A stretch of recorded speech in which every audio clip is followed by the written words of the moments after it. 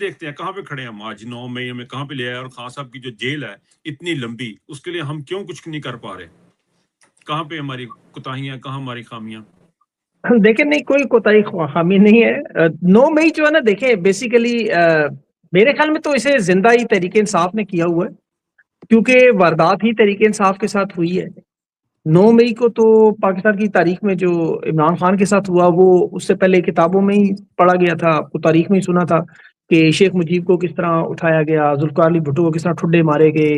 اس سے پہلے ہم لوگوں نے دیکھا بے نظیر بھٹو کے ساتھ کیا ہوتا رہا، یا نواز شریف کے ساتھ ایون حتیٰ کہ کس طرح اس کو نکالا، تھپڑ مارے گئے، جیلوں میں ڈالا گیا. یہ ساری چیزیں ہم سنتے رہے نا، ہم نے اپنی آنکھوں سے تو کچھ نہیں دیکھا تھا.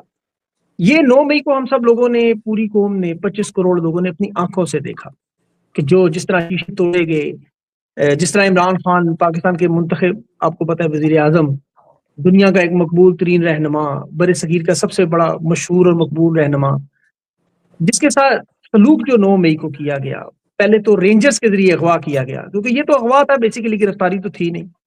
اب جس طرح عمران خان کو اغوا کرنے کا طریقہ کار تھا، یہ ایک منظم طور پر فالس فلیگ آپریشن جو کہ ثابت ہو چکا ہے، اس پہ اب تو اتنا کچھ لکھا جا چکا ہے، اتنا کچھ بولا جا چکا ہے کہ اب اس میں تو کوئی دو رائے ہے ہی نہیں کہ یہ ایک منظم سازش تھی کہ ہم نے عمران خان کو کس طرح بے توقیر کرنا ہے تاکہ عوام کے اندر وہ جذبات پیدا ہوں، یہ سڑکوں پر نکلیں. اور اس میں جو تحریک انصاف کے لوگ تھے، ظاہر ہے ان کا غصہ جائز تھا. اتنے مقبول رہنما کے گریبان پہ ہاتھ ڈال کے، عمران خان آپ کو یاد ہوگا زخمی بھی تھے ان دنوں، ان کی ٹانگ میں بھی زخم تھا بھی، جس طرح انہوں نے گریبان سے پکڑ کے گھسیٹ کے وہ سارا معاملہ کیا، وہ لوگوں کو دکھانے کے لیے تھا. ظاہر ہے اس پہ پھر لوگوں کا غصہ بالکل بنتا تھا. اب اس کے بعد جو کچھ ہوا وہ بھی پری پلان تھا.